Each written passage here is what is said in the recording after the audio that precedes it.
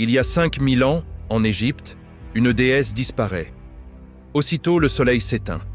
Le monde bascule dans le chaos. Au même moment, à des milliers de kilomètres de là, au Japon, une autre déesse entre dans une grotte et la lumière du ciel s'éteint aussi. Et chez les Navajos, en Amérique, une femme s'en va. Immédiatement, les étoiles cessent de briller. Ce ne sont pas des coïncidences. C'est le même mythe, raconté aux quatre coins de la Terre.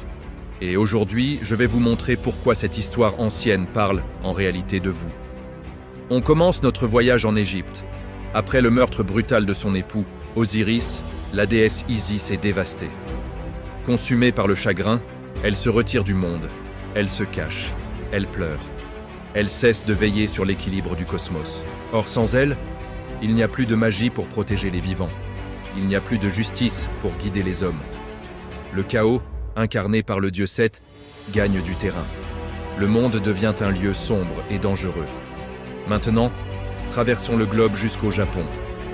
Là-bas, Amaterasu, la puissante déesse du soleil, est humiliée et blessée par son propre frère, le dieu des tempêtes, Susanoo. Furieuse et profondément meurtrie, elle prend une décision radicale. Elle se réfugie dans une grotte céleste et scelle l'entrée avec un énorme rocher. Dès l'instant où elle disparaît, le ciel devient d'un noir d'encre. Le jour n'existe plus, les cultures ne poussent plus, le froid s'installe. Les 8 millions de dieux du panthéon Shinto paniquent et se rassemblent. Leur conclusion est unanime. Sans elle, la vie s'éteint, il faut absolument la faire revenir. Enfin, partons pour les déserts d'Amérique du Nord, chez le peuple Navajo. Leur mythe raconte l'histoire de la femme étoile, une entité céleste qui vivait parmi les humains et leur offrait sa lumière. Mais elle est trahie par ceux qu'elle protégeait. Blessée dans sa confiance, elle décide de quitter la terre et de retourner dans le ciel.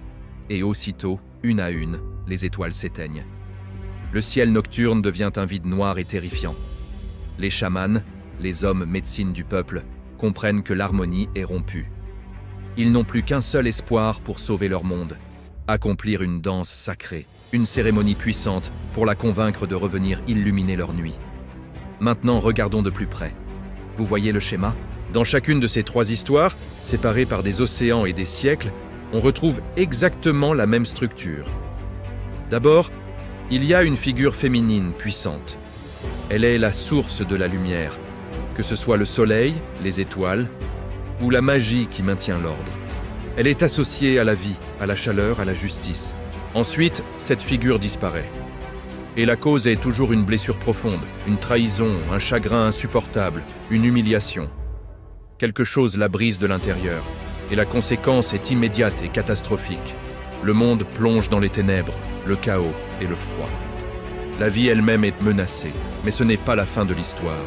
Et c'est là que ça devient fascinant. Dans chaque version du mythe, on cherche à la ramener. Mais attention, jamais par la force. On ne va pas défoncer la porte de sa grotte ou la contraindre à revenir. Non. Pour faire revenir Amaterasu, les dieux organisent une grande fête, juste devant sa caverne.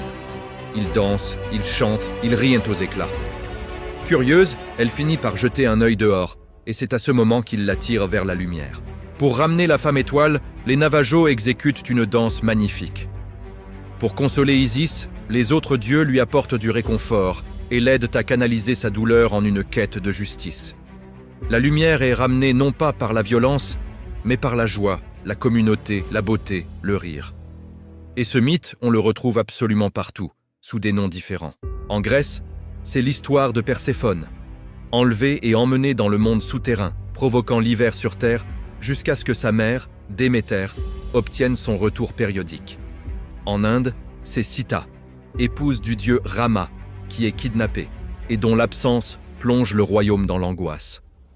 En Afrique de l'Ouest, c'est Mawu, la déesse créatrice, qui se retire du monde, déçue par les humains. Au Pérou, chez les Incas, c'est Mamaquila, la déesse de la lune, qui est attaquée et pleure des larmes d'argent. Des centaines de cultures, un seul et même message, répété encore et encore. Pourquoi ? Pourquoi cette histoire est-elle si universelle ? Parce qu'elle ne parle pas seulement des dieux. Elle parle d'une vérité profondément humaine, d'une expérience que nous connaissons tous. Quand notre lumière intérieure s'éteint, le monde entier en souffre. Pensez-y, vous avez déjà vécu ça. Peut-être après une rupture amoureuse qui vous a laissé le cœur en miettes. Peut-être après un échec professionnel qui a sapé votre confiance. Ou une trahison d'un ami qui vous a fait douter de tout. Face à cette douleur, votre réaction a peut-être été la même que celle de ces déesses. Vous vous êtes refermé, vous vous êtes caché dans votre grotte intérieure.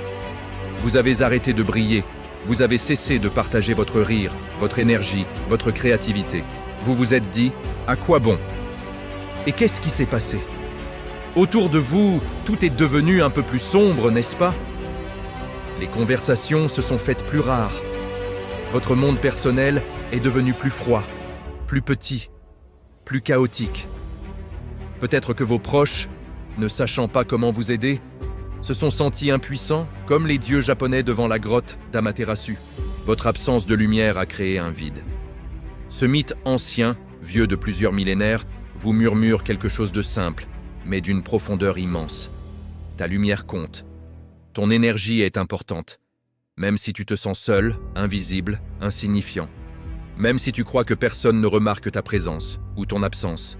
Ta joie, ton rire, ton courage, ta simple présence lumineuse a un impact sur le monde qui t'entoure. Et tout comme dans les mythes, parfois, pour rallumer sa propre lumière, il faut s'entourer de joie, de danse, de rire. Il faut accepter l'aide et la chaleur des autres. Ramener la lumière, c'est un acte qui bénéficie non seulement à soi-même, mais à tout l'écosystème autour de nous. Votre lumière peut ramener la lumière pour vous et pour les autres. Ne l'oubliez jamais. Merci d'avoir regardé. Si cette histoire a résonné en vous, n'hésitez pas à liker la vidéo et à vous abonner pour ne pas manquer les prochaines explorations. À très bientôt.